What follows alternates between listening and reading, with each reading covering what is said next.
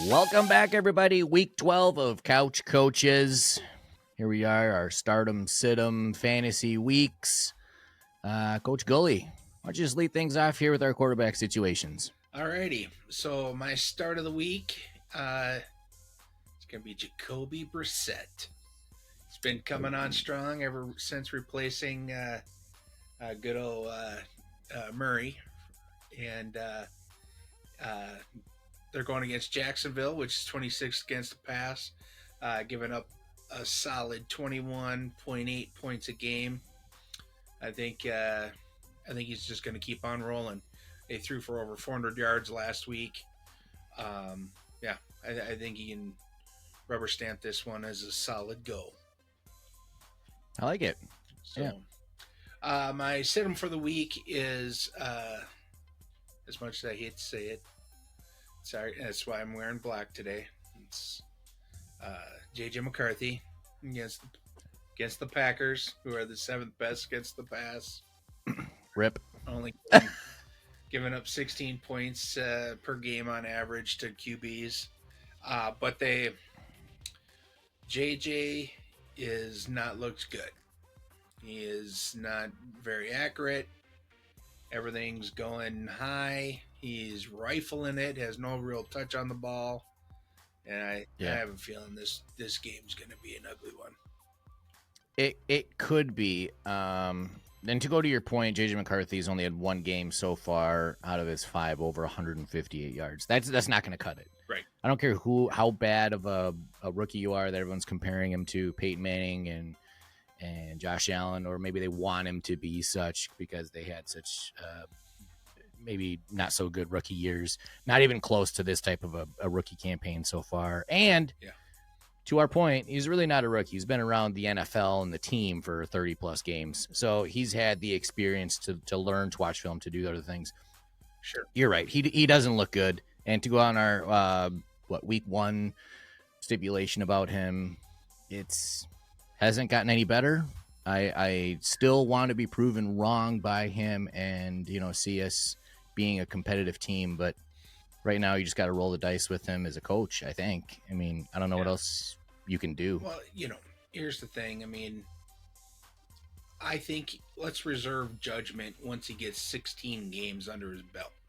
Because, next year, they're still going to go with him. They might bring somebody in to really compete with him at camp, but I can't see them backing away from their pick, right? I mean, generally, you're going to get 2 solid seasons of starting before a coach is going to just totally give up, unless he continues to play like he's been playing. I mean, it's got Zach Wilson written all over him right now, so I'm not sure how much patience they can have when the Vikings are a win now club.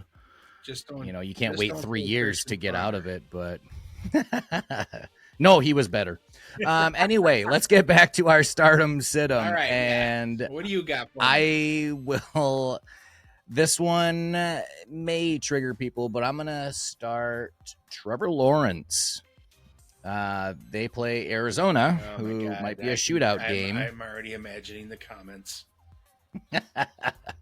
But if Brock Purdy in San Francisco can put up 5 touchdowns, Trevor Lawrence can too, especially when they did it against the Chargers defense. So I think this might be a pretty good start for them, and I think they that might have been their kickoff and to roll into something good there.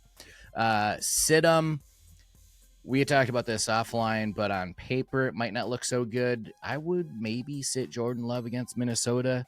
I know Minnesota had kind of a defense where, as you mentioned before, we had one game that kind of stouted the stats a little bit. Right. But overall, without Josh Jacobs probably playing in this game and a kind of a lacking receiving crew, Minnesota's been doing okay against the pass. Yeah. So, and Jordan Love has only passed for 175 yards each in the last 2 games. So I don't see that really being a massive shootout. Now, I did say that against Hurts and he blew up. But again, on paper, I feel like this is kind of a safe sit if you have someone else. Yeah, I would agree with you. I mean, there's something about Love. He just he doesn't seem to kind of be jiving in the offense like he has, say, last year, or right. Earlier this season. They seem like they were all the receivers are on the same page, and now it just doesn't seem like it. Now they're kind of slogging through games, and now with Josh Jacobs being out, I mean, I think that's going to be put even more pressure on them, which could tend to cause more problems. Yeah, and if the Vikings know that if they have Packers that are one dimensional, then they might be able to protect that pass a little bit better. So we'll see what happens. Right. Yep. I like it. All right. Moving on to running backs. All right. My start of the week is Trevion Henderson going against Cincy, worst defense in the league. They're they're giving up 27.4 points a game to running backs, and and actually, there's only one person that's scored more points than Trevion Henderson in the last 2 weeks, and that's Josh Allen. So yeah, he's my solid set him and forget him number one for this week. Uh, so my sit 'em of the week is Ashton Giante uh, uh, versus Cleveland Browns. Uh, Browns are fifth against the run, only giving up 13 points a game. They're essentially one dimensional. Gino looks horrible. Uh, Yeah. so I have a feeling that if you got a Raider that you think is a starter, I think you're wrong and bench him. Well, maybe you still got to go with Brock Bowers, but I think everything else, especially with Genty getting 6 carries last game, Yeah. and I mean, it was a 10-to-1 ratio, or pretty close to, is what it felt like. Right. And you can't be that way and win a game, especially how bad Dallas's defense is. You got to be able to run the ball, and you should have been able to run the ball. I thought there might have been a 200-yard game opportunity for Genty, and they didn't even try. So yeah, that was. But I do agree with you on the Genty. I probably will have to start him in one league, but I think if you do have options, maybe take a break from him for now and make him prove it. My stardom, I'm going to stick in the same game that you and I were doing earlier. I'm going to go with Travis Etienne. Arizona's 24th against running backs. CMC put up 3 touchdowns. Now, I know it's CMC, but, they're giving up rushing yards, giving up passing yards to running backs. Yep. And Travis Etienne's put up 15 fantasy points in the last 3 games. So I think they're rolling again. He had a nice start. He had kind of an empty gap a little bit. Yeah. I think he might be coming along a little bit here. So I think that's a good matchup for him to keep his feet wet. On the sit-em side, Javonte Williams versus Philadelphia. Overall, the Eagles defense still only giving up 12 points per game in the last 3 games.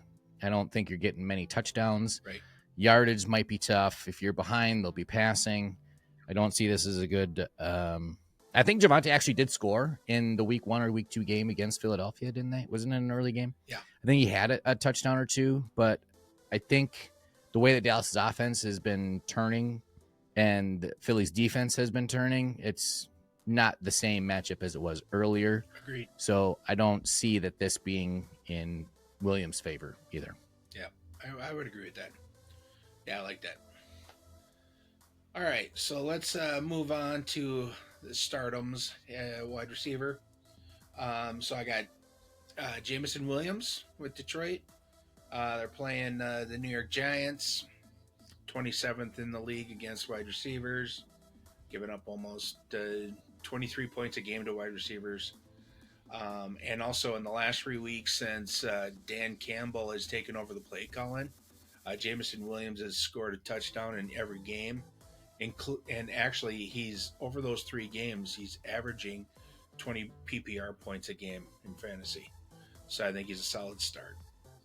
Definitely a big change from what we've seen in the past. Yeah, agreed. And if you're paying him that much money, you got to give him into the offense a little bit more. And I think Campbell's done a great job of that. Yeah, I agree.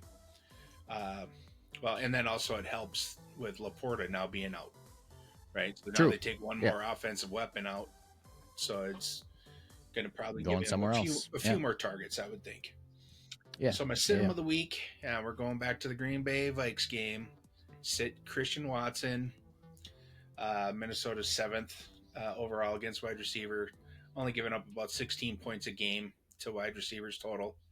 Um, and with the problems that we just talked about with Love, I think I think it's probably a pretty solid sit for Christian Watson.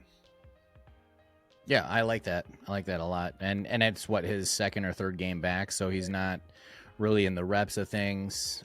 Again, if they become one dimensional, Yeah, Murphy's going to be on him, and Murphy's done a pretty solid job. And not top five, but he's done a pretty solid job sure. covering some of his receivers. So, Yeah.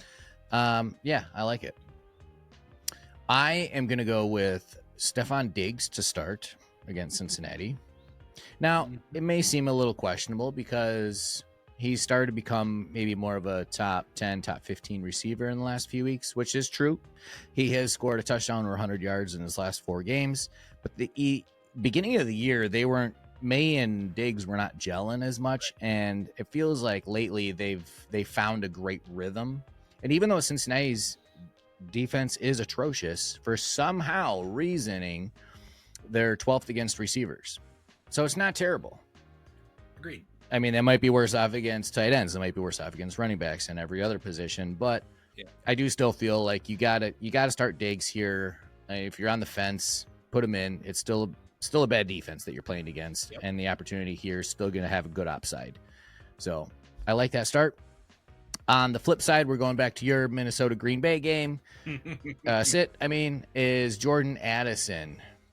The way, again, J.J. McCarthy has been playing, not passing for 150 yards. Yeah. Green Bay is 11th to receivers, but Minnesota's only passing in total for the entire year, not just with J.J. McCarthy, but 193 passing yards per game. So if you want a 100-yard game out of him, you're not getting it out of Jefferson. If you want it out of Jefferson, you're not getting it out of him. Sure. And against Green Bay, you're probably not getting it at all because it's J.J. McCarthy. So I don't trust it. I know he's gotten a lot of targets, but they're not catchable plays. Sure. So let's just not talk about that. Yeah. So, well, another aspect to that too. Addison actually, like last game, he didn't play very well. He dropped a couple of passes that were right on his hands. I mean, easy catches. So there could be something kind of going on with him as well, just in general, and if he didn't have I think he's had 2 touchdowns in the last 3 weeks, one in here and then a week or 2 ago. Yep. If it wasn't for those 2 touchdowns, I think he'd probably have like 3 fantasy points. Right. So he's not really putting up numbers yet. And again, this is one of those, like, maybe prove it before we start putting him back in the lineup again. Yep. I like that. Yep. Good call. All right. So moving on to tight ends here. My start of the week is going to be Kyle Pitts. They're playing the Saints, 17th overall against tight ends. With Penix being out, Cousins is coming in. I think Cousins probably got a little bit better rapport at hitting Pitts than maybe Penix does. And also London Drake may not be able to play in this game because of a knee injury. So I think everything's kind of pointing to Pitts having a good game. Another interesting fact is I know that he is only rostered in about 80% of leagues. So if you need a tight end because you got maybe somebody on a bye this week, which there's a few, I say go ahead and get him. Put him in your lineup. Yeah, even maybe a low-level trade could make it work. Yeah, absolutely. I like me some Kyle Pitts, so I do. I don't know. I'm one of those Kyle Pitts fans that you see that people are rooting for JJ McCarthy. Like, I really want to see. Yeah. Too soon. Okay. Okay. All right. So my sit-em of the week is going to be Jake Ferguson with Dallas playing Philly. Philly's ranked number 1 against tight end. Only giving up like 2.5 points a game to tight ends. Yeah, there's got to be a better option like Kyle Pitts out there for you. Uh, I mean, unless you don't have any other choice, but there's got to be something better, I think. So, Right. I mean, you got to hope that it's going to be a passing game and he's going to get looks. But again, right. looking at how Philly's defense has held teams in the last couple of games, Yeah, they've really come on. And this is these aren't your Cleveland Browns teams. I mean, this was Green Bay and Detroit offenses, Right. which do have some solid potential, Oh, and don't forget but the have not Vikings. given up points. And I didn't include that one. That was the week before. But yeah, so I do think that it's tough. It's going to be tough to score against Philly the way that defense is shaking up. Yeah, well, and not to mention, I mean, Philly's defense has really come on too after making that trade with the Dolphins. I mean, they've been their defense seems to like really have shored up. But yeah, they're finding ways to win, and that's what you need to do as a football team. Yep. We're not going to talk about the tush push. Speaking about pushing, I'm going to push this to be in your lineup, Mr. Hunter Henry as a tight end. Now you may think, Bully, what are you doing? You started 2 Jaguars. Now you're starting 2 New England guys. I'm not saying all these guys are going to be on your team. If the opportunity is there, go for it. But Hunter Henry's facing Cincinnati, 32nd against the tight ends, dead last, crappy defense. Start him. I feel like it's a no-brainer, but hey, maybe you have a similar option. Maybe you're one of those teams that are loaded with 2. Start both. You never know. I start both in a couple of leagues. It's hasn't worked out, but I have to. Anyway, moving on. To sit, though, is a little more controversial. K. Dotton at the Rams. Rams, I think, are 20th against tight end, so it's not as well of an on-paper matchup.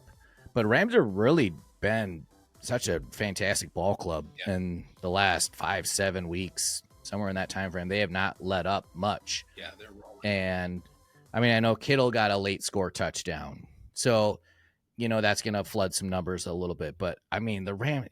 I don't know if I just want to start anyone against the Rams. And the Bucks started really hot, so there's potential there. But do you trust the Bucks right now? And I'm a big Baker fan, but do you trust the Bucks right now? I don't know. They haven't won any notable games. Right. And the games that they were winning were, basically Baker being the comeback kid and stealing the games, freaking from the jaws of defeat. Last second wins. I mean, they could, as good as they actually have been, Tampa could be like a 3-7 club. Yeah, absolutely. Or a 2-8 club if they don't have a couple of comeback wins. So yep.